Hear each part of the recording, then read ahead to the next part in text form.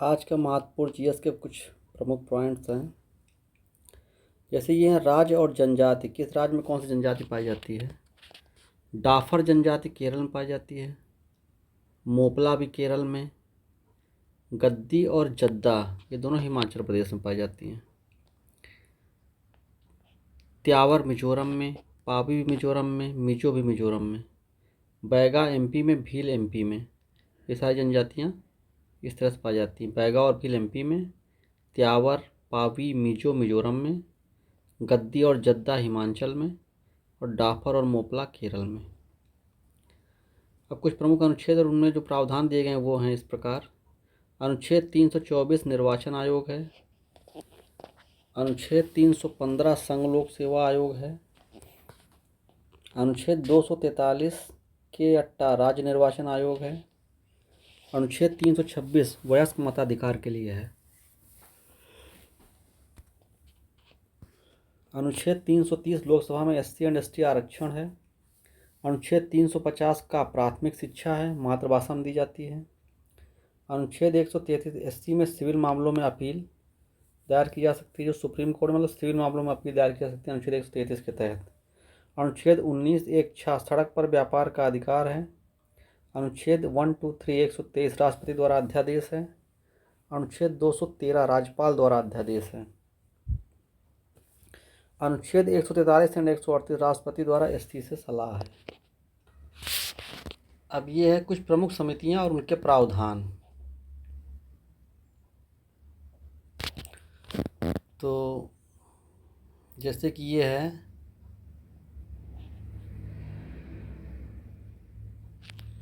दिनेश गोस्वामी समिति, ये थी ईवीएम और चुनाव सुधार के लिए। हासिम समिति शहरी बीपीएल की पहचान के लिए। केलकर समिति धारा 88 के तहत आयकर छूट समाप्ति के लिए।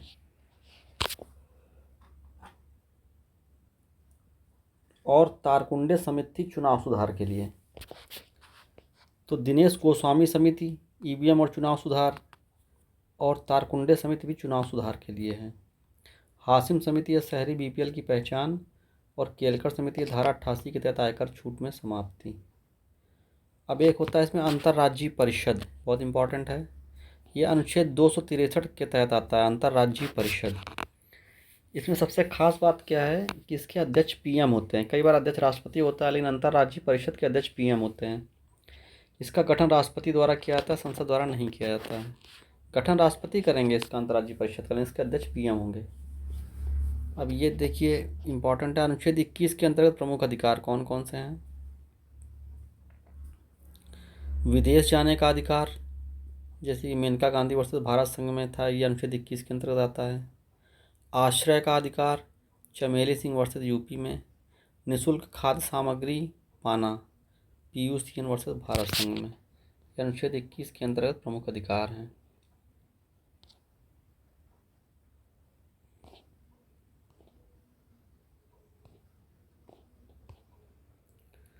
अब ये देखिए कुछ प्रमुख रोग हैं फसलों के, इनको क्या कहते हैं और किस तत्व की कमी से होते हैं ये देखना है। जैसे एक होता है ब्लैक हार्ट डिजीज़, ये आलू में होता है। आलू में कालापन जो हो जाता है तो ब्लैक हार्ट बोलते हैं उसको, आलू में होता है। ये ऑक्सीजन की कमी से होता है। ऐसे याद कर सकते हैं कि हार्ट, हृदय में जब ऑक्सीजन की सप्लाई नहीं होगी तो वो ब्लैक हो जाएगा, ब्लैक हार्ट डिजीज़ आलू में ऑक्सीजन की कमी से। वाटर कोर डिजीज़ ये होता है सलजम में मैग्नीज की कमी से होता है। बटनिंग ये होता है फूल गोभी में, ये नाइट्रोजन की कमी से होता है। फूल गोभी को जैसे बट के उसमें पीस के पराठा वराठा बना लेते हैं, तो इस तरह याद कर सकते हैं बटनिंग डिजीज़ फूल गोभी नाइट्रोजन की कमी से। मार्स रोग होता है मटर में मैग्नीज की कमी से, ये भी होता है। और वाटर कोर सलजम में ये भी मैग्नीज की कमी से होता है। ब्राउनिंग डिजीज़ फूल गोभी में ये बोरान की कमी से होता है। त्रिपिटक प्राचीन बौद्ध ग्रंथ है, पाली भाषा में लिखा गया है। इसमें 3 हैं, विनय पिटक, अभिधम पिटक और शुद्ध पिटक। विनय पिटक में क्या है? बौद्ध संघ के नियम हैं। अभिधम्म पिटक में बौद्ध दार्शनिक सिद्धांत हैं। और शुद्ध पिटक में महात्मा बुद्ध के उपदेश, जातक कथाएं, खुद्दक निकाय इत्यादि है। तो नियम जो है विनय पिटक में है, सिद्धांत अभिधम्म पिटक में है, और उनके उपदेश, जातक कथाएं, खुद्दक निकाय सब शुद्ध पिटक में है। प्रतीत समुत्पाद बौद्ध धर्म में होता है। अष्टांगिक मार्ग भी बौद्ध धर्म में होता है, इसी को मध्यम प्रतिपदा कहते हैं। 4 आर्य सत्य कौन कौन से हैं देख लीजिए। बौद्ध धर्म में 4 आर्य सत्य भी बौद्ध धर्म में हैं। दुख, दुख समुदाय, दुख निरोध गामिनी प्रतिपदा। ये 4 आर्य सत्य हैं जो बौद्ध धर्म में हैं। दुख, दुख समुदाय, दुख निरोध गामिनी प्रतिपदा। अब यहाँ पे चातुर्याम, ये किसमें, ये जैन धर्म में है, पार्श्वनाथ ने दिया था इसको। इसमें आता सत्य अहिंसा अस्तेय अपरिग्रह। चातुर्याम जैन धर्म में पार्श्वनाथ ने दिया था सत्य अहिंसा अस्तेय अपरिग्रह। और फिर आता पंचशील, ये भी जैन धर्म में है। तो चातुर्याम तो इसमें शामिल है ही है, सत्य अहिंसा अस्तेय अपरिग्रह, और एक और इसमें शामिल कर दिया गया ब्रह्मचर्य। ये महावीर स्वामी ने शामिल किया और पंचशील का नाम दिया इसे।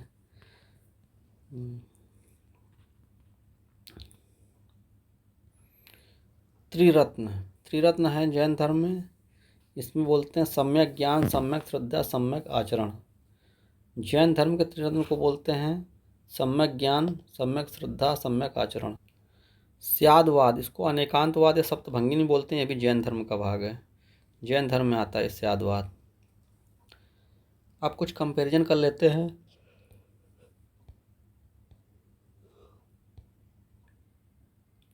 महात्मा बुद्ध और महावीर स्वामी का। तो महात्मा बुद्ध का जन्म हुआ था लुम्बिनी में, महावीर स्वामी का हुआ था वैशाली में। महात्मा बुद्ध के बचपन का नाम था सिद्धार्थ या गौतम भी कहते थे इनको। इन्हीं को तथागत और शाक्य मुनि भी कहते थे।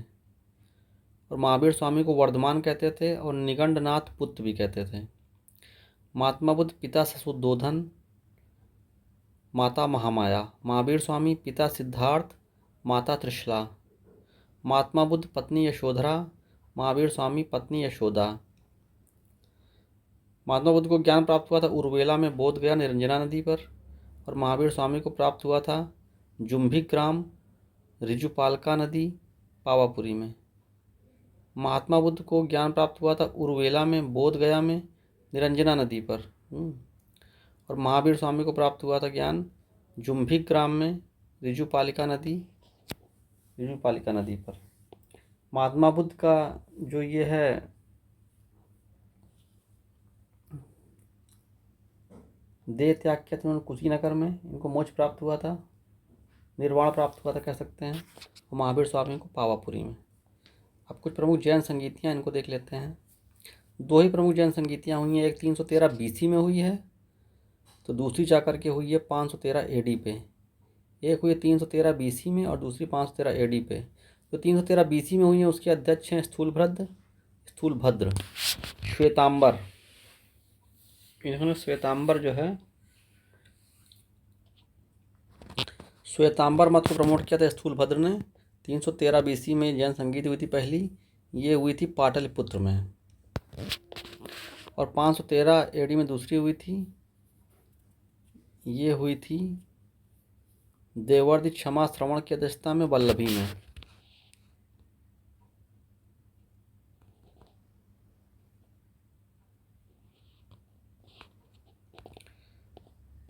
इस प्रकार से ये जैन संगीतियाँ हो गई। इसके बाद हम देखते हैं प्रसिद्ध पल्लव शासक। कुछ पल्लव शासक बहुत प्रसिद्ध हुए हैं, उसमें एक थे नरसिंह वर्मन फर्स्ट, इसी को महामल्ल कहा जाता था। नरसिंह वर्मन फर्स्ट, इन्हीं को महामल्ल कहा जाता था। इन्होंने रथ मंदिर या सप्त पैगोडा मंदिरों का निर्माण कराया था। इनकी उपाधि थी महामल्ल या वातापी कोंड भी कहते थे इनको। इन्होंने रथ मंदिरों का निर्माण कराया था। इनमें प्रमुख रथ मंदिर थे धर्मराज रथ, अर्जुन रथ, भीम रथ, सहदेव रथ, गणेश रथ, पिडारी रथ, वलई कुटयन रथ, द्रौपदी रथ। सबसे बड़ा था धर्मराज रथ और सबसे छोटा था द्रौपदी रथ। शैली है मामल्ल शैली। इनकी जो शैली थी, नरसिंह वर्मन फर्स्ट महामल्ल बोलते थे इनको। इनकी शैली जो थी रथ मंदिरों की जो इन्होंने बनवाए थे उनको मामल्ल शैली बोलते थे। और इन्होंने बहुत ही प्रसिद्ध राजा पुलकेशिन द्वितीय को हराया था। पुलकेशिन द्वितीय जिसने कि हर्ष को हराया था, उसको भी नरसिंह वर्मन फर्स्ट महामल्ल ने हरा दिया था। और उनको हरा करके और फिर इन्होंने बादामी पर भी अधिकार किया था, इसलिए इनको वातापी कोंड भी बोलते हैं। एक दूसरे राजा हैं नरसिंह वर्मन सेकेंड। इनके राज कवि थे दंडी नरसिंह वर्मन द्वितीय के, दंडी। और इन्होंने क्या किया था, तट मंदिरों का निर्माण कराया था, शोर टेम्पल इनका निर्माण कराया था कांची। और इनका फेमस एक और निर्माण नरसिम्हा सेकंड का, कांची का कैलाशनाथ मंदिर और तट मंदिर। इनकी शैली थी नरसिम्हा सेकंड की, इनके राज कवि दंडी थे राज सिंह शैली। नरसिम्हा सेकंड की शैली कौन सी थी, राज सिंह शैली मंदिर निर्माण की। अब जैसे हम क्रम याद करते हैं तो महेंद्र वर्मन, नरसिंह वर्मन, परमेश्वर Varman, Nandi Varman. Mobile number portability. अब कुछ प्रमुख नदी घाटी परियोजनाएं हैं, इनको हम याद कर लेते हैं। तो ये हैं जैसे सतलज नदी पे जो नदी घाटी परियोजना उनको हम याद करते हैं। पहले सतलज भाई कुनास। भाई कुनास मतलब सतलज पे कौन कौन सी हो गई, भाखड़ा नांगल, इंदिरा गांधी डैम, कोल डैम, नाथपा झाकरी और सरहिंद या लुहरी प्रोजेक्ट भी बोलते हैं इसको। तो सतलज पे कौन कौन सी, भाई कुनास, भाखड़ा नांगल प्रोजेक्ट, इंदिरा गांधी डैम, कोल डैम, नाथपा झाकरी, सरहिंद या लुहरी प्रोजेक्ट। दामोदर पे कौन कौन सी हैं, दामोदर पे दामोदर घाटी परियोजना, इसको कहते हैं दादुपति। दामोदर घाटी परियोजना, दुर्गा बैराज परियोजना, पंचेत बांध, तिलैया बांध। और चंबल पे कौन कौन से, चंबल पे जूनियर जी। जूनियर जी मतलब जे से जवाहर सागर राजस्थान में, राणा प्रताप सागर ये भी राजस्थान में, और जी से गांधी सागर ये है एमपी या मंदसौर में। तो जवाहर सागर, राणा प्रताप सागर ये दोनों राजस्थान में हैं, और जी से गांधी सागर ये मंदसौर में है। अब ये बहुत ही इम्पॉर्टेंट है, संविधान के भाग व विषय। कुल 22 भाग हैं संविधान में, उसमें क्या क्या, किस भाग में क्या क्या दिया गया अक्सर पूछा जाता है। पहले भाग में है संघ व राज्य के बीच क्षेत्रफल का निर्धारण, मतलब कितना क्षेत्रफल और किस राज्य का किस संघ का रहेगा। तो संघ व राज्य के बीच क्षेत्रफल निर्धारण पहले भाग में। दूसरे भाग में नागरिकता प्रसिद्ध है। तीसरे भाग में मूल अधिकार। चौथे भाग में नीति निर्देशक तत्व। चौथे का में है मौलिक कर्तव्य। पाँचवें में संघ के बारे में दिया गया है। छठवें में राज्य है। सातवें पहली अनुसूची के भाग खा के राज्य। सातवें में मतलब छठवें में तो राज्य है ही, सातवें में भी राज्य हैं, लेकिन कौन से राज्य हैं, पहली अनुसूची के भाग खा के राज्य। आठवें में केंद्र शासित प्रदेशों का प्रशासन। मतलब ये वही चल रहा है, 5 में संघ, 6 में राज्य, 7वें में भाग खा के राज्य, 8वें में केंद्र शासित प्रदेशों का प्रशासन, यूटीआई एडमिनिस्ट्रेशन। फिर ये 9वें में, ये इंपॉर्टेंट है, पंचायतों के बारे में दिया गया। 9वें में भाग 9 में पंचायतें, और 9 का में है नगर पालिकाएँ। 10 में एससी एंड एसटी क्षेत्र। 11 में है केंद्र राज्य संबंध। 12 में है केंद्र राज्य वित्तीय संबंध। और 13 में भारत के भीतर व्यापार वाणिज्य एवं समागम। 14 में संघ तथा राज्यों के अधीन सेवाएं। 15 में है निर्वाचन। और 16 में कुछ वर्गों के विषय में विशेष उपबंध। 15 में निर्वाचन। फिर से देख लेते हैं 11 से। 11 केंद्र राज्य संबंध, 12 केंद्र राज्य वित्तीय संबंध, 13 भारत के भीतर व्यापार वाणिज्य समागम, 14 संघ तथा राज्यों के अधीन सेवाएं, 15 निर्वाचन, 16 कुछ वर्गों के विषय में विशेष उपबंध, और 9वां पंचायतें था, 9 का नगर पालिकाएँ था, 10वां एससी एंड एसटी क्षेत्र था। फिर आगे देखते हैं 17 राजभाषा के बारे में दिया गया। 17 भाग 17 में, भाग 18 में आपात उपबंध है, भाग 19 में विविध या प्रकीर्ण है, और भाग 20 में संविधान संशोधन है। 21 में अस्थायी संक्रमणकालीन और विशेष उपबंध। मतलब 21 में क्या है, 21 रुपये कैसे याद है, जैसे व्यवहार चढ़ाते हैं तो व्यवहार कभी स्थायी तो होता नहीं, अस्थायी होता है। कि मतलब आज यहाँ व्यवहार चढ़ाया तो आज इतने चढ़ाया, कल उतने का चढ़ाया, कल किसी और को चढ़ाया, फिर उन्होंने हमें वापस किया, नहीं किया। तो अस्थायी संक्रमणकालीन और विशेष उपबंध होता है। आज व्यवहार दे दिया, इसका मतलब ये नहीं कि फिर नहीं देना है, वो अस्थायी है, फिर दोबारा भी देना है।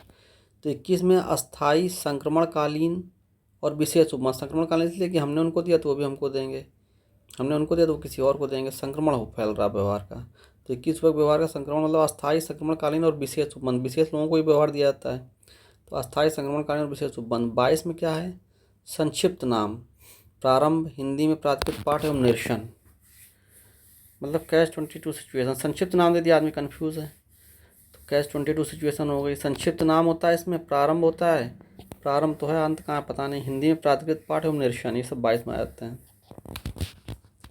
बीच में संविधान संशोधन होता है, भाई 2020 हो गया कि भाई ये सही नहीं है, इसको संशोधन करो, बड़ी जल्दी चेंज करते हैं, संविधान संशोधन 2020। 19 में क्या है, विविध या प्रकीर्ण। 19 में विविध या प्रकीर्ण, मिसलेनियस। 18 में आपात है, 17 में राजभाषा है। अब देखिए ये इंपॉर्टेंट चीज़ है, एपेलियन किसको कहते हैं। एपेलियन होता है 4 जुलाई को, ऐसे याद रखिए, एपेलियन होता है 4 जुलाई को। तो इस दिन क्या होता है, apex distance between sun and earth. मतलब थोड़ा सा इसको ऐसे समझें कि एपेक्स मतलब सबसे ज़्यादा डिस्टेंस, एपेलियन मतलब एपेक्स डिस्टेंस, सबसे ज़्यादा डिस्टेंस होती है सूर्य और पृथ्वी के बीच में, 4 जुलाई को ही होता है। वैसे तो हम लोग के यहाँ जो है अपना, जहाँ हम निवास करते हैं, 4 जुलाई को काफ़ी गर्मी पड़ती है, बहुत ज़्यादा। और हालांकि इस समय सूर्य जो पृथ्वी से सबसे ज़्यादा दूर होता है। थोड़ा सा उल्टा मामला है, लेकिन कहीं और के उससे अगर हम देखें दूसरे मतलब गोलार्ध या सौरमंडल के और ग्रहों से, तो शायद वहाँ पे ठंडा होगा काफ़ी। तभी एपेलियन में क्या 4 जुलाई को होता है हालांकि, लेकिन काफ़ी दूरी बहुत ज़्यादा बढ़ जाती है सूर्य और पृथ्वी के बीच में, तो ठंडा होना चाहिए लेकिन इस समय गर्मी होती है। पेरिहेलियन होता है 3 जनवरी को। तो इसमें क्या होता है, सूर्य और पृथ्वी बहुत नज़दीक नज़दीक क्लोज आ जाते हैं, least distance between sun and earth. पेरी एक दूसरे के पेरीफेरी में आ जाते हैं, एक तरह से 3 जनवरी को पास पास आ जाते हैं। सर्दी होती काफ़ी इस समय यहाँ पे, और पास पास आ जाते हैं सन एंड अर्थ। अर्थ को गर्मी चाहिए होती है, ऐसे याद रखिए, 3 जनवरी को तो सन के पास आ जाता है। 4 जुलाई को वैसे भी गर्मी होती है, तो अर्थ सन से बहुत दूर चली जाती है। शंकराचार्य द्वारा स्थापित 4 मठ या धाम कौन कौन से हैं। न्यूज़ बापू दास, ऐसे हम डायरेक्शन वाइज याद कर लेते हैं, फार्मूला न्यूज़ बापू दास। नॉर्थ में क्या है, बद्रीनाथ। नॉर्थ में उत्तराखंड में बद्रीनाथ। ईस्ट में क्या है, पुरी। पुरी कहाँ है, उड़ीसा में। नॉर्थ ईस्ट वेस्ट, वेस्ट में क्या है, द्वारका। द्वारका कहाँ है, गुजरात में। और सात से क्या है, श्रृंगेरी। श्रृंगेरी कहाँ है, कर्नाटक में। तो न्यूज़ बापू दास, नॉर्थ में बद्रीनाथ, ईस्ट में पुरी, वेस्ट में द्वारका, और एस में श्रृंगेरी। तो ये हो जाएगा बद्रीनाथ उत्तराखंड में नॉर्थ में, ईस्ट में उड़ीसा में पुरी, वेस्ट में गुजरात में द्वारका, और एस में कर्नाटक में श्रृंगेरी। अब ये वेदांग, वेदांग टोटल कितने, 6 हैं। कौन कौन से, ब्याजो निष्कच्छ, ऐसे हम याद रखते हैं। व्याकरण भी एक वेदांग का अंग है। वेदांग में व्याकरण हो गया, ज्योतिष हो गया, निरुक्त हो गया, शिक्षा हो गया, कल्प हो गया, छंद हो गया। तो ब्याजो निष्कच्छ कौन कौन से हो गया, व्याकरण,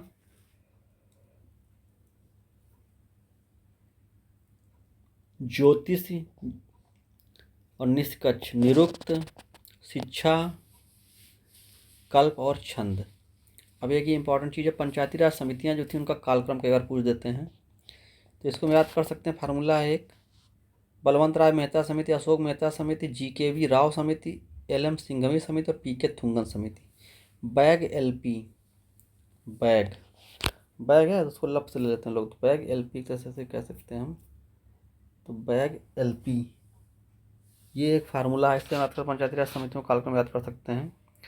तो बलवंत राय मेहता समिति है सबसे पहले बैग में, फिर अशोक मेहता समिति है। अब इनका कालक्रम में सन भी देख लेते हैं, बलवंत राय मेहता समिति 1957, अशोक मेहता समिति 1970, GKV राव समिति 1985, और LM सिंघवी समिति 1987, और PK थुंगन समिति 1989। ये हो गया बैग LP। 1957, 1970, 1985, 87 और 89, बैग LP। जीवन की भौतिक गुणवत्ता सूचकांक ये दिया था किसने, मॉरिस डी मॉरिस ने दिया था। पूछा गया सवाल, जीवन की भौतिक गुणवत्ता सूचकांक दिया था मॉरिस डी मॉरिस ने। इसके 3 फैक्टर होते हैं, जीवन प्रत्याशा, शिशु मृत्यु दर और साक्षरता। फिर ये है क्रमिक वंश, मगध साम्राज्य। मगध साम्राज्य में जो राजा हुए या जो वंश हुए किस किस क्रम से हुए, इनका एक फार्मूला है अच्छा सा, हसीन मासूक सा। हा से हर्यक वंश, सी से शिशुनाग वंश, ना से नंद वंश, मा से मौर्य वंश, सु से शुंग वंश, का से कण्व वंश, और सा से सातवाहन वंश। ये सब इस तरीके से मगध पर इन लोगों ने राज्य किया था। हसीन मासूक सा, हर्यक वंश, शिशुनाग वंश, नंद वंश, मौर्य वंश, शुंग वंश, कण्व वंश, सातवाहन वंश। फिर एक फार्मूला और इम्पॉर्टेंट है, दिल्ली सल्तनत में जब हम कराते हैं, तो गुलाब खिले तो सांस लो। तो ये देखिए, गुलाब गुलाम वंश, खिले खिलजी वंश, तो तुगलक वंश, सात सैयद वंश और लो लोधी वंश। गुलाब खिले तो सांस लो। अभी कुछ बहुत संगीतियाँ हैं शासक, कौन कौन से? अका अक। बहुत संगीतियाँ में मतलब जो 4 बहुत संगीतियाँ हुई थी, सभी को पता है, फेमस 4 बहुत संगीतियाँ। तो किस क्रम से शासक थे? पहली बहुत संगीत में थे अका अक में अजातशत्रु, दूसरे में का से कालाशोक, तीसरे में अशोक और चौथे में कनिष्क। अकाक, अजातशत्रु, कालाशोक, अशोक, कनिष्क।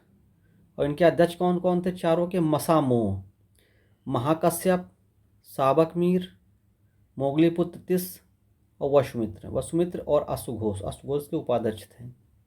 स्थल कौन कौन से बहुत संगीतियों के चारों के? राजवैद्य पाक, पहली हुई राजगृह में, दूसरी हुई राजवैद्य, वैद्य से वैशाली में, पाक तीसरी हुई पाटलिपुत्र में और चौथी हुई कश्मीर में। इस तरह से हुई राजगृह में, वैशाली में, पाटलिपुत्र में, कश्मीर में। हुमायूं के प्रमुख युद्ध, देवरा, इसको एक फार्मूले के साथ कर सकते हैं, देवरा देवरिया चूसे बिल मच्छी वाला सर। देवरा देवरिया चूसे बिल मच्छी वाला सर। तो हुमायूं के प्रमुख युद्ध हो जाएंगे। पहला हो जाएगा देवराई का युद्ध 1531 में देवरा से। दूसरा हो जाएगा दोहरिया का युद्ध देवरिया से, देवरा देवरिया, ये हुआ था 1532 में अफगानों के खिलाफ हुआ था। फिर चौसा का युद्ध हुआ था 1539 में शेरशाह के खिलाफ। फिर बिलग्राम का युद्ध, कन्नौज के युद्ध जिसको बोलते हैं, ये हुआ था 17 मई 1540 को शेरशाह के साथ हुआ था। और इसमें हुमायूं निर्णायक रूप से पराजित होके फिर भाग गया था। फिर मच्छी वाला से हो जाएगा मच्छीवाड़ा का युद्ध 1555 में हुआ था 15 मई, हुमायूं विजयी हुआ था नसीब खान के खिलाफ।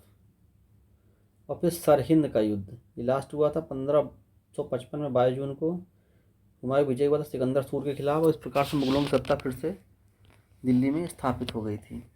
तो हुमायूं के प्रमुख युद्ध हैं ये, देवरा देवरिया चूसे बिल मच्छी वाला सर, देवराई का युद्ध, दोहिरिया का युद्ध, और ये हो जाएगा चूसे से चौसा का युद्ध, फिर बिलग्राम का युद्ध, मच्छीवाड़ा का युद्ध और सरहिंद का युद्ध। अब वेद और उनके उपवेद हैं, जो हमारे चारों वेद, उनके चारों के उपवेद भी हैं एक एक, ऐसे याद कर सकते हैं हम। ऋग्वेद का है आयुर्वेद, ऋग्वेद आयुर्वेद, ऋग्वेद आयुर्वेद, यजुर्वेद धनुर्वेद, अथर्ववेद शिल्पवेद और सामवेद गंधर्ववेद। ऋग्वेद का उपवेद है आयुर्वेद, यजुर्वेद का है धनुर्वेद, अथर्ववेद का है शिल्पवेद और सामवेद का है गंधर्ववेद।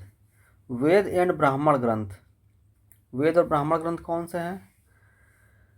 ऋग्वेद के ब्राह्मण ग्रंथ हैं ऐतरेय और कौशितकी। ऋग्वेद के ब्राह्मण ग्रंथ कौन कौन से हैं? ऐतरेय और कौशितकी ब्राह्मण वेद और ब्राह्मण ग्रंथ। ऋग्वेद के ब्राह्मण ग्रंथ हैं ऐतरेय और कौशितकी ब्राह्मण, अथर्ववेद के गोपत ब्राह्मण, सामवेद का पंचविश ब्राह्मण। वेद और ब्राह्मण ग्रंथ, ऋग्वेद का है ब्राह्मण ग्रंथ है ऐतरेय और कौशितकी ब्राह्मण, अथर्ववेद का है गोपत ब्राह्मण, सामवेद का है पंचविश ब्राह्मण, यजुर्वेद का है शतपथ ब्राह्मण और तैतरेय ब्राह्मण। ऐसे याद रखिए, 4 ब्राह्मण ग्रंथ हैं चारों वेद के। चारों वेदों में मतलब अपने ब्राह्मण ग्रंथ हैं कुछ। ऋग्वेद का है ऐतरेय और कौशितकी, अथर्ववेद का है गोपत ब्राह्मण। अब गोपत मतलब गाय का पथ कहाँ होगा, अर्थ पे ही तो होगा, तो अथर्ववेद का गोपत ब्राह्मण। सामवेद का पंचविश ब्राह्मण, सामवेद का कौन सा है? पंचविश ब्राह्मण। सामवेद, किसी को पंचविश कोई देगा तो कब देगा? शाम को देगा ताकि वो समझ ना पाए। पंचविश सामवेद ब्राह्मण, सामवेद का पंचविश ब्राह्मण। यजुर्वेद, यजुर्वेद के शतपथ और तैतरेय ब्राह्मण, यजुर्वेद शतपथ और तैतरेय ब्राह्मण। अब ये कुछ संतों का जो क्रम है, इसको हम एक फार्मूले से याद कर सकते हैं। ज्ञान नाम एक तू राम, ज्ञान नाम कौन सा नाम? ज्ञान नाम एक तू राम, तो ज्ञानदेव, ज्ञानेश्वर, संत ज्ञानेश्वर, ज्ञान से ज्ञानेश्वर, संत ज्ञानेश्वर। ज्ञान नाम एक तू राम, संत ज्ञानेश्वर। फिर नामदेव, फिर एक से हो जाएगा क्या बोलते हैं, एकनाथ। संत ज्ञानेश्वर, नामदेव, एकनाथ, तुकाराम, तू से तुकाराम और राम से रामदास। मतलब हर एक शब्द से एक एक नाम बना हुआ है। यही क्रम है संतों का, महाराष्ट्र के संतों का। महाराष्ट्र भक्ति आंदोलन के प्रमुख संत थे ये। तो ये है ज्ञान नाम एक तू राम, संत ज्ञानेश्वर, नामदेव, एकनाथ, तुकाराम और रामदास। ज्ञान नाम एक तू राम, ऐसे हो गया।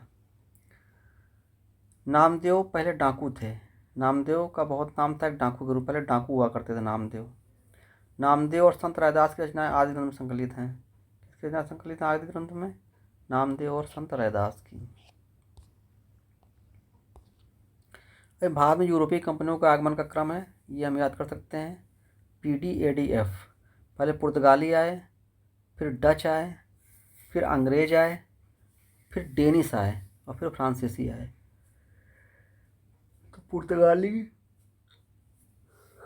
डच, अंग्रेज, डेनिश, फ्रांसीसी। अब ये कुछ प्रमुख हम देखते हैं, सल्तनत काल के कुछ प्रमुख जो है अधिकारी थे, इनका क्या कार्य था। एक था बरीदे मामलिक, ये सूचना और गुप्तचर विभाग का था। बरीदे मामलिक सूचना और गुप्तचर विभाग देखता था।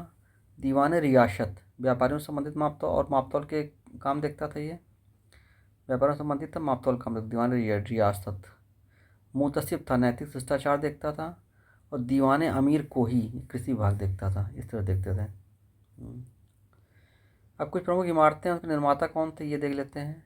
चार मीनारी हैदराबाद में कुली कुतुब शाह ने बनवाई थी। चार मीनार कुली कुतुब शाह। जामी मस्जिद गुलबर्गा की अलाउद्दीन बहमन शाह ने बनवाई थी। अटाला मस्जिद जौनपुर की इब्राहिम शाह सरकी ने बनवाई थी। कीर्ति स्तंभ विजय स्तंभ राणा कुंभा ने बनवाया था मालवा विजय पर। अदीना मस्जिद पांडुआ या मालदा पश्चिम बंगाल में सिकंदर शाह ने बनवाया था।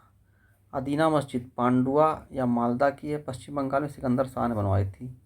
खैरुल मंजिल मस्जिद या मदरसा ये महम अनगा ने बनवाई थी। खैरुल मंजिल ये मस्जिद या मदरसा ये महम अनगा ने बनवाई थी। और अटाला मस्जिद जौनपुर की ये इब्राहिम शाह सरकी ने बनवाई थी।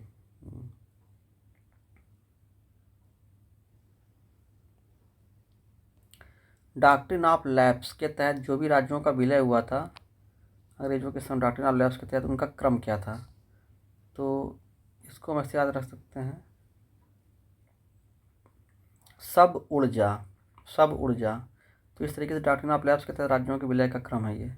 सब ऊर्जा मतलब सतारा,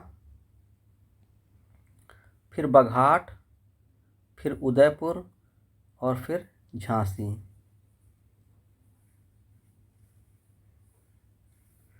सब ऊर्जा राज्यों के विलय क्रम, सबसे पहले सतारा का विलय हुआ था, फिर बघाट का हुआ था, फिर उदयपुर का हुआ था, फिर लास्ट में झांसी का विलय हुआ था। तो इसका सतारा का 1848 में, बघाट का 1850 में, उदयपुर का 1852 में, सब तो 2 साल के गैप में, फिर झांसी का 1853 लास्ट में। और ये जो अंग्रेजों सहायक संधि करने वाले राज थे उनका क्रम क्या था, इसको हम ऐसे याद करते हैं। देखिए, एक तो विलय वाला हो गया सब ऊर्जा डॉक्ट्रिन ऑफ लैप्स के तहत, तो ये हो गया हमारा सतारा, बघाट, उदयपुर, झांसी। लेकिन सहायक संधि करने वाले जो राज थे उनका क्रम क्या था, ये ऐसे याद रखेंगे। HMT, APB, SJ²। HMT Hyderabad, Mysore, Tanjore. सबसे पहले हैदराबाद का मतलब जो है सहायक संधि की थी हैदराबाद ने। हैदराबाद, मैसूर, तंजौर। APB अवध, पेशवा, बरार, ऐसे। हैदराबाद, मैसूर, तंजौर, हैदराबाद, मैसूर, तंजौर, अवध, पेशवा, बरार और SJ²। इसमें हो जाएगा सिंधिया, जैतपुर, जोधपुर। सिंधिया, जैतपुर, जोधपुर, ये हो जाएंगे इस तरह से।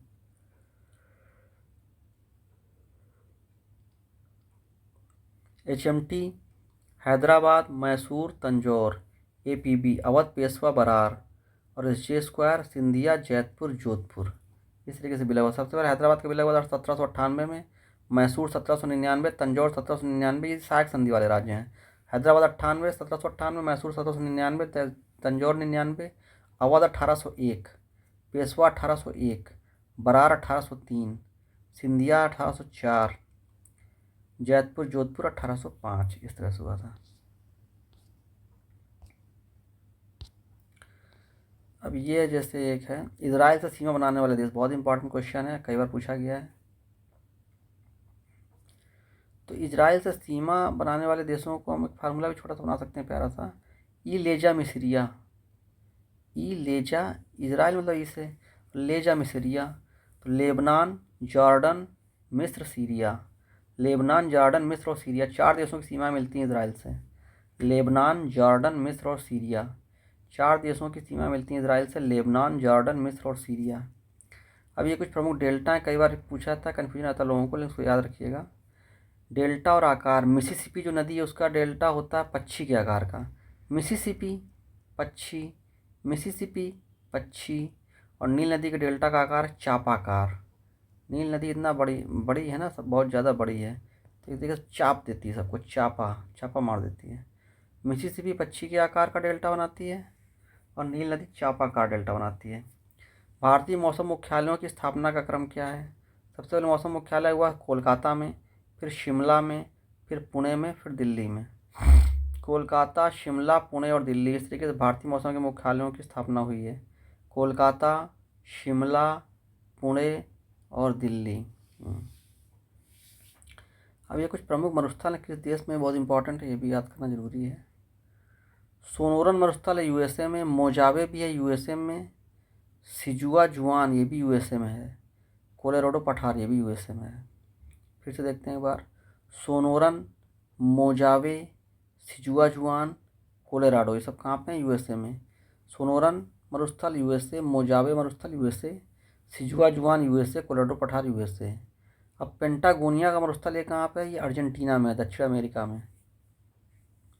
यहाँ के लियोनेल मेसी रहे हैं और ये यहाँ के वो भी रहे हैं पहले, मैराडोना। तो इस तरीके से इन्होंने मरुस्थल में खूब फुटबॉल खेला होगा, तो फुटबॉल खेलते खेलते मरुस्थल में इतने तप गए, इतने माहिर हो गए कि इन्होंने वर्ल्ड कप जिताया अपने देश को। तो पेंटागोनिया का मरुस्थल अर्जेंटीना, दक्षिण अमेरिका में है। तकला मकान कहाँ पे? चीन में है, तकला मकान। अब उनका मकान तकला है तो चीन वाले सब पे अधिकार करने के लिए सोचते हैं, चलो हमारा मकान तकला, दूसरे पे अधिकार कर लें। तकला मकान कहाँ पे? चीन में। कराकुम मरुस्थल है तुर्कमेनिस्तान में।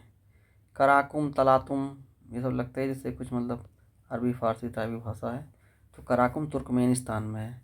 गिब्सन मरुस्थल है पश्चिमी ऑस्ट्रेलिया में। गिब्सन, सैंडी एंड विक्टोरिया, ये तीनों है पश्चिमी ऑस्ट्रेलिया में। सर्वाधिक नगरीकृत महाद्वीप है उत्तरी अमेरिका। पूर्वी घाट की उच्चतम चोटी है महेंद्रगिरी।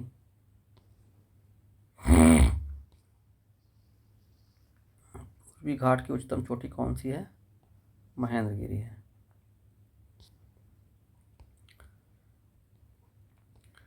फिर ये भारत का सबसे ऊंचा जलप्रपात है कुंचिकल, कर्नाटक में। सुएज नहर के बन जाने से भारत यूरोप के मार्ग में आई कमी, कितनी कमी आ गई सुएज नहर के बन जाने से भारत और यूरोप के बीच? 7,000 किलोमीटर कमी आ गई है। शुक्ल यजुर्वेद, इसी को वाजपेयी संहिता बोलते हैं, ये पद्य शैली में है। कृष्ण यजुर्वेद पद्य एवं गद्य दोनों शैली में है। अब मंदिर निर्माण का कालक्रम देख लेते हैं, कुछ मंदिर कौन से किस क्रम में बने। सप्त पैगोडा बना सबसे पहले, फिर महाबलीपुरम का तटीय मंदिर बना। ये सब जो पल्लव शासकों ने बनवाए थे उनका कालक्रम मंदिरों का। सप्त पैगोडा बना सबसे पहले, भाई नरसिंहवर्मन फर्स्ट ने बनवाया था। महाबलीपुरम का तटीय मंदिर बना, नरसिंहवर्मन सेकंड ने बनवाया था। फिर बृहदेश्वर मंदिर, ये तो बाद में आएगा, ये राजराज फर्स्ट ने बनवाया था। और गंगा कोंड चोलपुरम, ये क्योंकि राजेंद्र फर्स्ट ने बनवाया था इसलिए ये आ जाएगा बाद में लास्ट में। तो सप्त पैगोडा जाहिर सी बात नरसिंहवर्मन फर्स्ट, महाबलीपुरम का तट मंदिर नरसिंहवर्मन सेकंड, बृहदेश्वर मंदिर राजराज फर्स्ट, और गंगा कोंड चोलपुरम राजेंद्र फर्स्ट। ये क्रम हो जाएगा इसका, सप्त पैगोडा, महाबलीपुरम का तटीय मंदिर, बृहदेश्वर मंदिर, गंगा कोंड चोलपुरम का मंदिर। अब कुछ इमारतें, उनकी स्थिति इंपॉर्टेंट है ये भी। लाल दरवाज़ा मस्जिद है जौनपुर में। अटाला मस्जिद भी जौनपुर में है।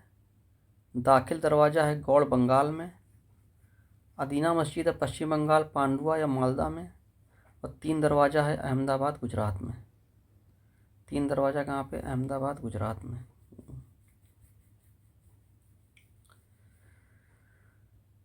अब ये देखते हैं विद्रोह वर्ष नेतृत्व, कुछ प्रमुख विद्रोह किसने किस वर्ष में हुआ, किसने नेतृत्व किया। अहोम का विद्रोह 1828 में हुआ था। खासी विद्रोह 1829 में हुआ था तीरथ सिंह के नेतृत्व में। कोल विद्रोह 1831 में हुआ बुद्धो भगत एंड गंगा नारायण के नेतृत्व में। संथाल 1855 में हुआ सिद्धू कानू चांद एंड फैरो के नेतृत्व में।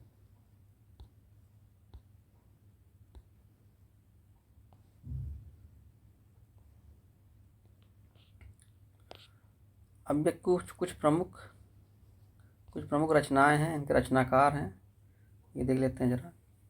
भक्त नामावली, ये लिखी ध्रुवदास ने। भगत नामावली ध्रुवदास, भगत नामावली ध्रुवदास। ध्रुव मतलब बहुत बड़े भगत थे, ऐसे याद कर सकते हैं, ध्रुव फेमस है बहुत। ट्रस्ट से मस नहीं होते थे अपनी बात से। ध्रुव तारा इन्हीं के नाम पे एक है। तो भगत नामावली है ध्रुवदास के, उसमें लिखी इन्होंने ध्रुवदास ने। भक्तमाल लिखी नाभादास ने। भक्तमाल किसने लिखी? नाभादास ने। नाभा दास।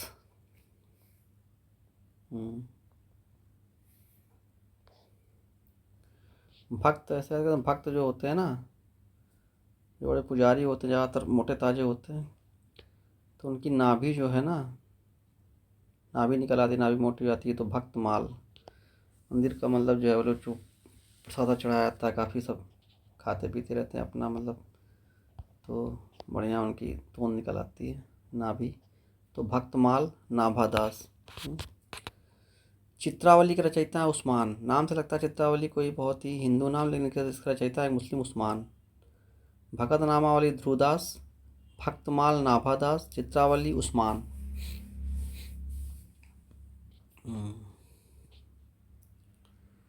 ऐसे याद रखिए, उस्मान वगैरह जहांगीर जैसे फेमस थे, उसमें चित्र में उसमें कई उन्होंने संरक्षण दिया था कई लोगों को। तो ऐसे याद रख सकते हैं कि उस्मान चित्र वगैरह अच्छा बनाते थे। चित्रावली उस्मान। रसिक प्रिया केशव, कवि प्रिया केशव। रसिक प्रिया और कवि प्रिया ये किसने जो है किया है? केशव। दोनों की रचना की है केशव ने। केशव वैसे भी केशव कृष्ण भगवान कहते हैं, रासलीला वगैरह फेमस है उनकी।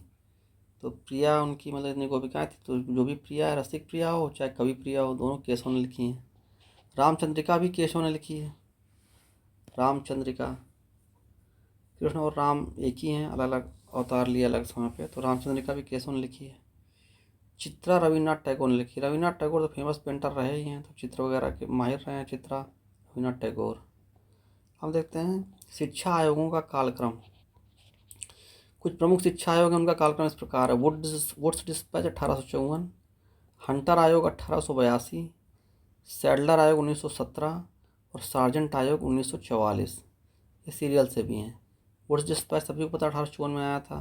हंटर आयोग प्राइमरी शिक्षा के लिए 1882 में आया था। सैडलर आयोग 1917 में आया था, ये भी शिक्षा के लिए आया था। और सार्जेंट आयोग ये 1944 में आया था। अब ये मध्य पाषाण काल में पशुपालन के साक्ष्य। आदमगढ़ से क्या मिला है? आदमगढ़ है होशंगाबाद एमपी में, यहाँ से पशुपालन के साक्ष्य मिले हैं। बागोर है भीलवाड़ा राजस्थान में। तो आदमगढ़ और बागोर ये दो ऐसी जगहें हैं जहाँ सबसे पहले मध्य पाषाण काल में पशुपालन के साक्ष्य मिले हैं। तो आदमगढ़ हो गया आपका होशंगाबाद एमपी में, और बागोर हो गया भीलवाड़ा राजस्थान में। अब कुछ हम रचनाएं देख लेते हैं तुलसीदास की भी, महाकवि तुलसीदास। तो इनकी ज़्यादातर राइमिंग वर्ड्स में याद कर सकते हैं हम। कवितावली, दोहावली, गीतावली सब तुलसीदास की हैं। और फिर रामचरितमानस फेमस तुलसीदास की, विनय पत्रिका भी तुलसीदास की है, हनुमान वाहुक भी तुलसीदास की, और रामलला नेछू ये सब तुलसीदास की हैं। कौन कौन से? कवितावली, कविता होती है एक, दोहा भी होता है, और गीता। कवितावली, दोहावली, गीतावली, रामचरितमानस, विनय पत्रिका, हनुमान वाहुक, रामलला नेछू।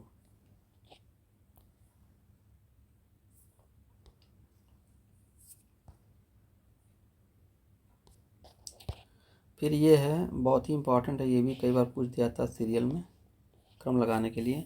उत्तर मुगल शासक। मुगल शासक तो सभी जानते हैं हम लोग। बाबर हुए, फिर हुमायूं हुए, जैसे कि अकबर हुए, फिर जहांगीर हुए, और फिर शाहजहां हुए, फिर औरंगजेब हुए। लेकिन ये उत्तर मुगल शासकों के बारे में लोग कम ही जानते हैं, क्योंकि बहुत ज़्यादा प्रसिद्ध नहीं हुए, और धीरे धीरे इनकी योग्यता भी कम होती गई, और इनका जो साम्राज्य भी कम होता चला गया, इसलिए बहुत ज़्यादा इनके बारे में इतिहास में लिखा भी नहीं गया है, कम लोग जानते हैं। लेकिन फिर भी इनका सीरियल पूछ दिया जाता है, याद करते हैं। उत्तर मुगल शासक कालक्रम। सबसे पहले क्या आ जाएगा? बहादुर शाह आलम फर्स्ट। इसी को मुअज्जम कहते थे, इसी को शाह बेखबर भी कहते थे। शाह बेखबर इसकी मतलब एक टाइटल दी गई थी इसको ज़्यादा किसी चीज़ से मतलब नहीं रहता था, एडमिनिस्ट्रेशन वगैरह ज़्यादा ध्यान नहीं देता था। बहादुर शाह आलम फर्स्ट, या मुअज्जम या शाह बेखबर पहले थे। फिर जहांदार शाह, इनको लंपट मूर्ख कहा गया है, दूसरे थे। तीसरे थे फर्रुख, इनको घृणित कायर कहा गया है। चौथे थे रफ़ीउद्दर्जत। फिर पाँचवें थे रफ़ीउद्दौला। रफ़ीउद्दौला को ही शाहजहां सेकंड कहते थे। फिर छठे हैं मोहम्मद शाह रंगीला, इनको रोशन अख्तर भी कहते हैं। और सातवें हैं अहमद शाह, आठवें हैं आलमगीर सेकंड। आलमगीर फर्स्ट थे हमारे औरंगजेब, आलमगीर सेकंड थे, ये थे 8वें नंबर पे उत्तर मुगल में। 9वें थे शाह आलम सेकंड, शाह आलम द्वितीय। फिर 10वां था अकबर द्वितीय और 11वां था बहादुर शाह जफर द्वितीय। तो ये हैं बहादुर शाह, शाह आलम फर्स्ट, जहांदार शाह, फर्रुख सियर, रफ़ीउद्दर्जत, रफ़ीउद्दौला, मोहम्मद शाह रंगीला, और फिर आए Ahmad Shah, Alamgir second, Shah Alam second, Akbar second.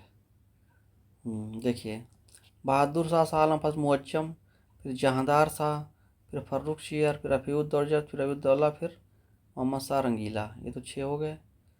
फिर अहमद शाह एक 7वें नंबर पे एक अहमद शाह आ जाएगा।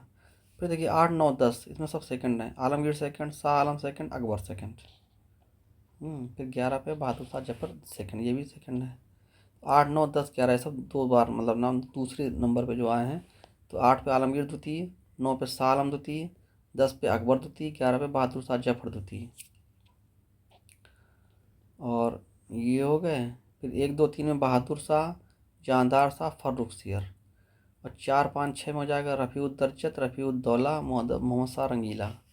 7 पे अहमद शाह, 8 में आलमगीर द्वितीय और शाह आलम द्वितीय, अकबर द्वितीय, बहादुर शाह जफर। ये इनका क्रम है। फिर से एक बार देखना सकते हैं। बहादुर शाह, शाह आलम फर्स्ट मुअज्जम या साहिब खबर, जहांदार शाह लंपट मूर्ख, फर्रुख सियर घड़ित कायर, रफ़ीउद्दर्जत चौथे नंबर पर, रफ़ीउद्दौला 5वां, 6वां मोहम्मद शाह रंगीला, रोशन अख्तर।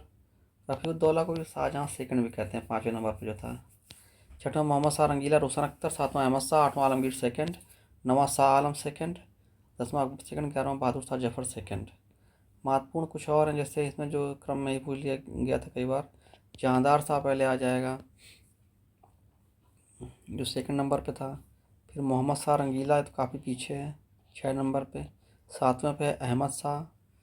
फिर 8वें पे आलमगीर सेकंड, आलमगीर सेकंड जो है 8वें नंबर पे है। फिर 9वें पे है शाह आलम सेकंड, ये इसका सीरियल है। भारत की तटरेखा पर स्थित राज्य एवं यूटीआई, कुल 9 राज्य स्थित हैं भारत की तटरेखा पर और 4 यूटीआई स्थित हैं। सर्वाधिक लंबी तटरेखा है गुजरात की। पर्वत श्रेणी और इसको हम देख सकते हैं, पर्वत श्रेणी और राज्य। शेषाचलम की पहाड़ियाँ कहाँ पे हैं? ये आंध्र प्रदेश में। भगवान वेंकटेश्वर का मंदिर चित्तूर जिले के तिरुपति में है। सेवराय की पहाड़ियाँ तमिलनाडु में, जाबादी तमिलनाडु में, बिलीगिरीरंगा ये कर्नाटक में है, मिकिर की पहाड़ियाँ हैं असोम में, और राजमहल की पहाड़ियाँ हैं झारखंड में। फिर से देख लेते हैं हम। शेषाचलम की पहाड़ियाँ आंध्र प्रदेश में, भगवान वेंकटेश्वर का मंदिर चित्तूर जिले के तिरुपति में है। शेषाचलम की पहाड़ियाँ आंध्र प्रदेश में, सेवराय की पहाड़ियाँ तमिलनाडु में, जावादी की पहाड़ियाँ तमिलनाडु में, बिलीगिरीरंगा कर्नाटक में, मिकिर की पहाड़ियाँ असम में, राजमहल की पहाड़ियाँ झारखंड में। पहाड़ियों का पश्चिम से पूर्व की ओर क्रम देख लेते हैं हम। पहाड़ियों का पश्चिम से पूर्व की ओर क्रम, ये है सतपुड़ा की पहाड़ियाँ,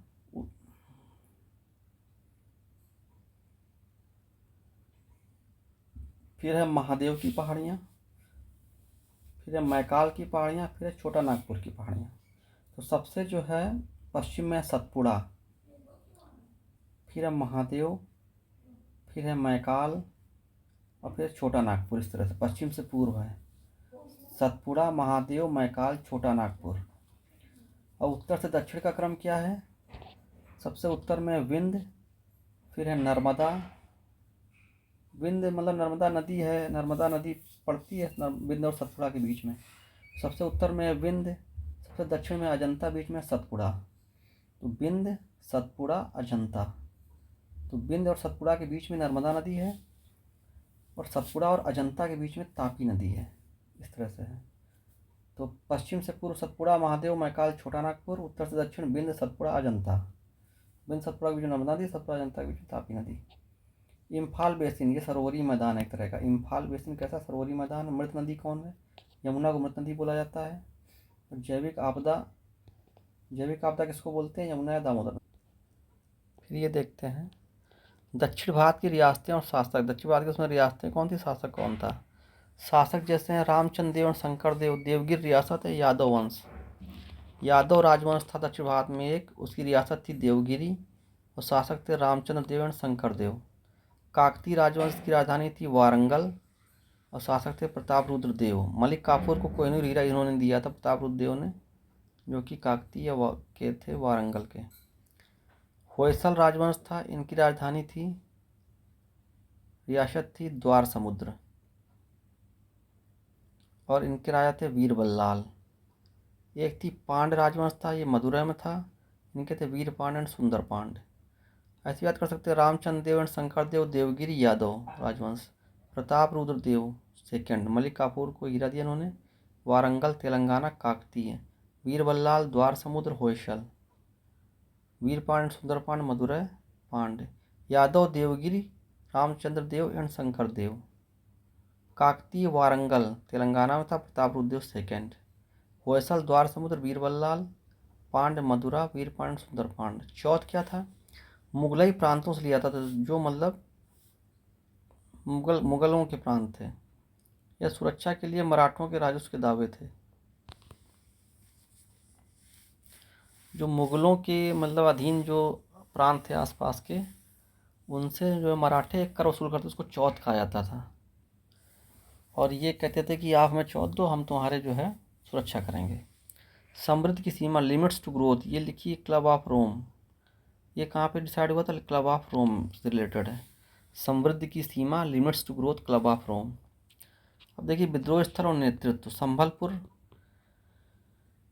संबलपुर में नेतृत्व किया था सुरेंद्र शाही ने। गंजाम में किया था राधा कृष्ण दंड सेना ने। इम्पॉर्टेंट है। संबलपुर में विद्रोह स्थल था, इसका नेतृत्व किया सुरेंद्र शाही ने। गंजाम में राधा कृष्ण दंड सेना ने। और कश्मीर में गुलाब सिंह ने किया था। इलाहाबाद में लियाकत अली ने किया था। अब पुराने ज़माने में क्या थे, कुछ फेमस नाम थे अधिकारियों के। एस्टिनो मोई था, ये नगर अधिकारी हुआ करता था, और एग्रोनो मोई था, जिला अधिकारी हुआ करता था। एस्टिनो मोई नगर अधिकारी, एग्रोनो मोई जिला अधिकारी। चकला क्या था, यह शाहजहां के शासनकाल में कुछ परगनों को मिलाकर गठित की गई एक प्रशासनिक इकाई थी। मतलब एक एडमिनिस्ट्रेटिव यूनिट थी शाहजहां के काल में, कुछ परगनों को मिलाकर बनाई गई थी। चकला सूबा और परगना के बीच की क्षेत्रीय इकाई थी। मतलब ये परगने से बड़ा होगा क्योंकि कुछ परगनों को मिला के बनाया गया, तो सूबा से छोटा होगा। देख सकते हैं चकला परगना और सूबा के बीच की छोटी एक इकाई थी, लेकिन सरकार के समानार्थी नहीं था। पुष्यमित्र शुंग, 2 अश्वमेध यज्ञ किए थे इन्होंने। इसका उल्लेख मिलता है अयोध्याभिलेख में। क्षमा, ये सूफी संतों की संगीत गोष्ठियाँ होती थीं। श्रेणी, एक ही प्रकार के व्यवसाय करने वाले लोगों की समिति। एक ही प्रकार का व्यवसाय बस खाली करना चाहिए, वो सब श्रेणी में कहलाएंगे। जैसे खाली पेट्रोल बेच रहे हैं, सब एक श्रेणी के हो गए। खाली कपड़ा बेच रहे हैं, मतलब जो है कॉटन बेच रहे हैं, सूती वस्त्र, वो सब एक श्रेणी के हो गए। खाली मोतियों के व्यापार कर रहे हैं, सब एक श्रेणी के हो गए। खाली मिट्टी के बर्तनों के व्यापार कर रहे हैं, एक श्रेणी के हो गए। आभूषणों का खाली कर रहे हैं, वो सब एक श्रेणी में कहे जाएंगे। नगरम क्या था, व्यापारियों के स्थानीय संगठन थे। नाना देशी, यह संस्था विदेशी व्यापार से संबंधित थी। विदेशी व्यापार संबंधित कौन संस्था थी, नाना देशी, विदेशी व्यापार। सिंधु सभ्यता में यूपी के स्थल थे कौन कौन से, आलमगीरपुर मेरठ में है, उल्लास सहारनपुर में है। यूपी प्रमुख स्थल थे सिंधु सभ्यता में, आलमगीरपुर मेरठ, उल्लास सहारनपुर। सेन गुट्टवन लालचेर कन्नगी पूजा करता था ये। सेन गुट्टवन लालचेर, इसने कन्नगी पूजा की प्रथा को आगे बढ़ाया था, चलाया था, फेमस किया था। नेडियोन समुद्र पूजा करता था।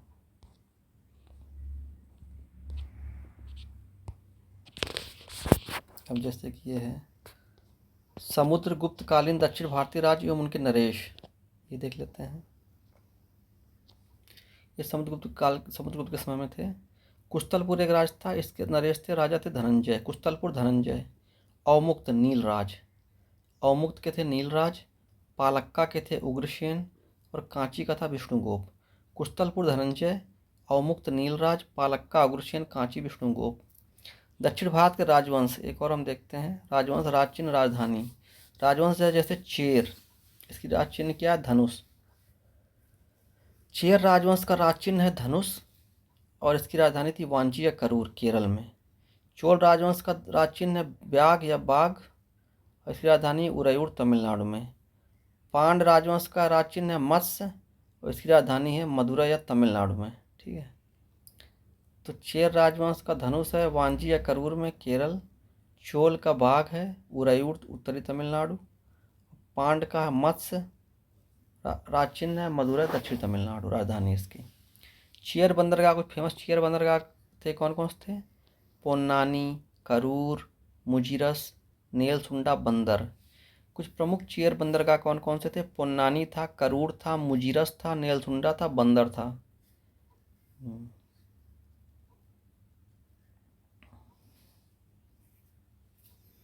इसको याद कर सकते हैं, पीके, पीके मुजरा करते ही हैं, पीके मुजरा, नल्ला, बंदरबांट। तो ये चेर बंदरगाह है। चीयर्स रहता है ना हमेशा पीके भाई, चेर। तो पोन्नानी, करूर, मुजिरस, नेलसुंडा, बंदर।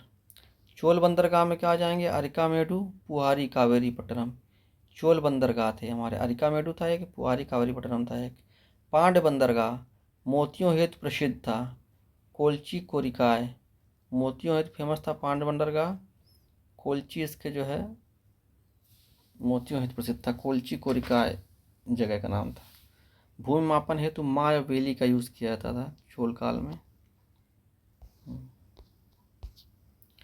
भारतीय संविधान की प्रस्तावना, 3 प्रकार के न्याय हैं। सब ये बहुत इंपॉर्टेंट है। जो भारतीय संविधान की जो भी प्रस्तावना है उसमें 3 प्रकार के न्याय की बात कही गई, सामाजिक, आर्थिक और राजनीतिक न्याय। सामाजिक, आर्थिक और राजनीतिक न्याय दिलाने के लिए नहीं है। और 5 प्रकार की स्वतंत्रता की बात की गई, विचार, अभिव्यक्ति, विश्वास, धर्म और उपासना की स्वतंत्रता। विचार, अभिव्यक्ति, विश्वास, धर्म और उपासना की स्वतंत्रता, 5 प्रकार स्वतंत्रता हो गई। 2 प्रकार की समानता है, प्रतिष्ठा और अवसर की समानता है। और 1 प्रकार की बनता है भ्रातृत्व। तो 1 प्रकार की तो बनता है भ्रातृत्व, 2 प्रकार की समानता है, प्रतिष्ठा और अवसर की, और 3 प्रकार के न्याय, सामाजिक, आर्थिक, राजनीतिक न्याय, और 5 प्रकार की स्वतंत्रता है, विचार, अभिव्यक्ति, विश्वास, धर्म और उपासना। न्याय 3 तरह का है, स्वतंत्रता 5 तरह की। स्वतंत्रता वैसे भी ज़्यादा चाहता है आदमी, 5 तरह की दे देगी। न्याय 3 तरह में हो जाएगा काम। समानता भाई 2 तरह की, 2 तरह इक्वल, बराबर, एक इधर एक उधर, 2 प्रकार की समानता। और बंधुता 1 तरह का है, भ्रातृत्व। ठीक है। सेमी कंडक्टर्स होते हैं सिलिकॉन, जर्मेनियम। मीथेन उत्सर्जन, प्राकृतिक स्रोत है मीथेन उत्सर्जन के। आर्द्रभूमि से निकलती है मीथेन, दलदल से निकलती है मीथेन, दीमक की बाम्बी से निकलती है मीथेन, हाइड्रेट्स से भी मीथेन निकलती है। कृत्रिम स्रोत धान के खेत हो गए, कोयले की खदानें हो गई, घरेलू पशु, ये सब मीथेन उत्सर्जन का काम करते हैं। जुगाली में निकलती है घरेलू पशुओं से। नाथ संप्रदाय संस्थापक कौन थे? गुरु मत्स्येंद्र नाथ। शिष्य हैं गुरु गोरखनाथ नाथ संप्रदाय के। 8 योग की नींव डाली थी नाथ संप्रदाय ने, गुरु मत्स्येंद्र नाथ ने, शिष्य गुरु गोरखनाथ ने। कुछ महत्वपूर्ण युद्धों के बारे में देख लेते हैं हम, ये मुगल काल के हैं। एक है सारनाल का युद्ध 1572 में, अकबर का गुजरात अभियान था ये, इब्राहिम मिर्जा को पराजित किया था उन्होंने। सारनाल का युद्ध 1572 में। धर्मत का युद्ध था 1658 में, औरंगजेब ने दारा शिकोह को पराजित किया था। जजाऊ का युद्ध 1707 में था, इसमें बहादुर शाह फर्स्ट मुअज्जम ने आजम को पराजित किया था। और इस तरीके से उत्तर मुगलों में पहला शासक बन गया था बहादुर शाह मुअज्जम। और धर्मत के युद्ध में जो है पता ही है, औरंगजेब ने दारा शिकोह को पराजित किया था। सारनाल का युद्ध अकबर ने गुजरात विजय अभियान किया था, इब्राहिम मिर्जा को पराजित किया था। मुगल कालीन शेर का कालीन मुद्राएं, ये देखते हैं। मुहर थी, किस धातु की बनी थी? मुद्रा थी और धातु का नाम दिया गया, कौन सी मुद्रा की धातु बनी थी? मुहर बनी थी स्वर्ण की, सोने की। निशार था, तांबा का बना था, जहांगीर के टाइम पे था। निशार तांबा का था जहांगीर के समय में। मुहर स्वर्ण की थी। रुपया था चांदी का। संसाप था सोना का। दाम था तांबे का।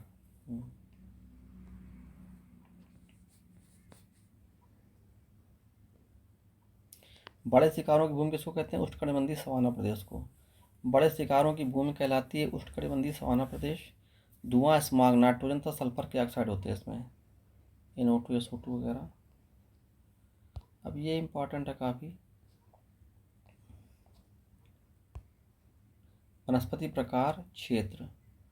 अधिजीवी वनस्पति होती है भूमध्य रेखीय क्षेत्र में। अधिजीवी भूमध्य रेखीय क्षेत्र। अधिजीवी भूमध्य रेखीय मतलब भू के बीच में है, तो अधिजीवी आधा जिएगी, आधा इधर जिएगी, आधा इधर जिएगी। तो भूमध्य रेखीय कौन सी? अधिजीवी वनस्पति। बबूल है सहारा में, मरुस्थल होता है तो भैया वहाँ बबूल तो हो ही जाएगा। बायोबाब है सवाना में। बायोबाब, बायोबाब मतलब खूब नवाबी ठाट में रह रहे हैं, बायोबाब सवाना प्रदेश में। देवदार है भूमध्य सागरीय में। दिल दरिया, देवदार तो भूमध्य सागरीय चाहिए। माकवी भूमध्य सागर के तटीय क्षेत्र में। माकवी कहाँ है?